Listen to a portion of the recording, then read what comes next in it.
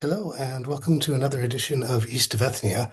I want to introduce this week's topic first by noting that this week has been an interesting week, and it's been an interesting week because now, with over a year of more or less continuous protests by students in Serbia, you have the first effort by students to introduce a program that is to tell people what it is they will do if they're able to present their list in an election, if an election is actually held and if they take power. So, how they will address the basic problem that the protest was begun to address, which was the enormous risk at which the public is put because of systematic corruption and the rule of the state and of social space by informal networks that are not accountable. And what they came up with, what they proposed over the weekend at their meeting in Novi Sad, was first a law on lustration, and second, a law on documenting the provenance of property. That is, to attempt to assure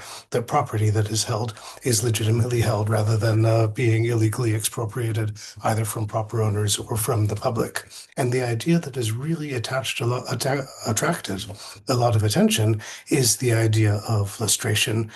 So let's talk a bit about lustration. It's a bit of a strange word. Um, and I mean, the etymology sometimes even seems unclear. Is it about light fixtures or something like that? But fundamentally, the idea of lustration is that people who are connected to a formerly ruling criminal regime, or who have found to have participated in or who have failed to prevent criminal acts from taking place, are prevented, usually for a period of time, from holding public office or for running for public office. So it identifies a group of people as participating in criminal activity or criminal organizations, and it keeps them out of public service, out of public office. This is the general idea, and it's been tried in several places. It was tried in some places very briefly and haltingly and incompletely at the end of the Second World War. It was tried with fairly disastrous consequences after the invasion of Iraq by the United States in in the early 2000s. It was tried in a lot of states that had formerly been ruled by state socialist regimes, usually implemented pretty selectively and pretty incompletely. So illustration sounds like a nice idea. It sounds like a radical idea. Generally speaking, when it's put in place, not very much happens. It doesn't reach as wide a group of people as is intended when it's first proposed, and it stays in force for a relatively short time. So, what are some of the weaknesses here? Why does so little happen because of lustration? I mean, one of the things that we need to look at in order to understand this is the assumptions that have to be true in order for an effective lustration program to take place. So, the first assumption has to be that there is a genuine popular will to exclude some people who are considered to be guilty or complicit in guilt from holding power. Second, it probably has to be the case that this group of people to be excluded are not genuinely powerful enough that there is a risk for them to return and to undo all of the work of lustration.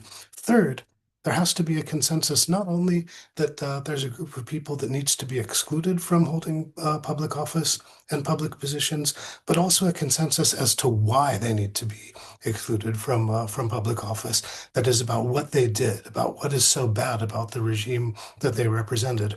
What is the thing that cannot possibly be repeated? That illustration is designed to prevent. And finally, there needs to be a capacity for the state to function without people who are experienced in the administration of state institutions, because the people who are experienced in the administration of state institutions and the people who are guilty of the kind of complicity that is implied by lustration are the same people.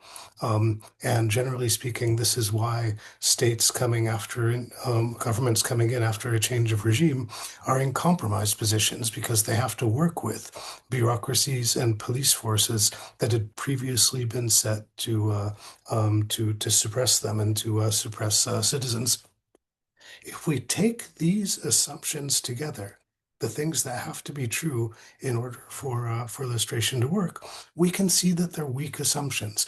And they're weak assumptions, I think, even in some really dramatic cases, even in cases where a state is subject to international military occupation, as Japan and Germany were at the end of the Second World War, or even in cases where there appears to be, at least briefly, a genuine moment where there is will for revolutionary change, as arguably there may have been in Serbia after 2000. If we compare the situation now to the situation after 2000, the last time that there was a change of a criminal regime in Serbia, at that time you had a regime where the criminal acts in which they were regarded as having participated in included acts like genocide, like mass killing, like forced displacement, like large-scale sexual violence.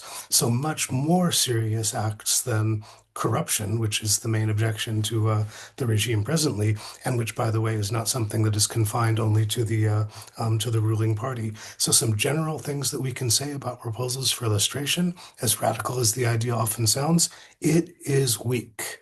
Lustration is not likely to do a lot of harm to anybody. And because of that, it's not likely to do a whole lot of good either. It is definitely not a magic wand to solve the problem of corruption, and not the kind of radical movement you would expect from a movement that has been actively involved in protest and subject to violence for more than a year. So in this context, there is something very interesting about Alexander Vucic's response to the proposal for lustration, because he regards it as an act of force. He regards it as a potentially illegal act, and he compares it to, these are the explicit comparisons that he's made. He compares it to what he calls the time of terror after the end of the Second World War in 1945.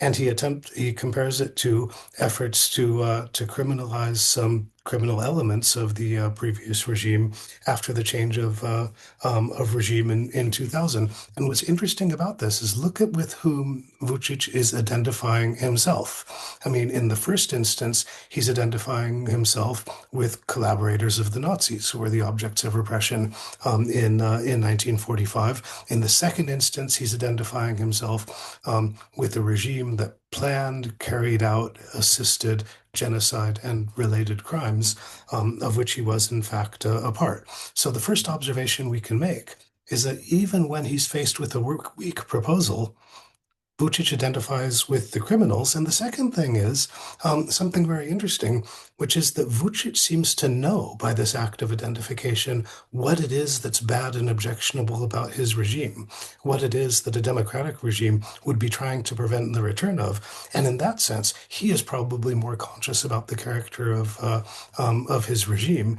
and about the political dangers facing the country than most of the citizens, including citizens who oppose him.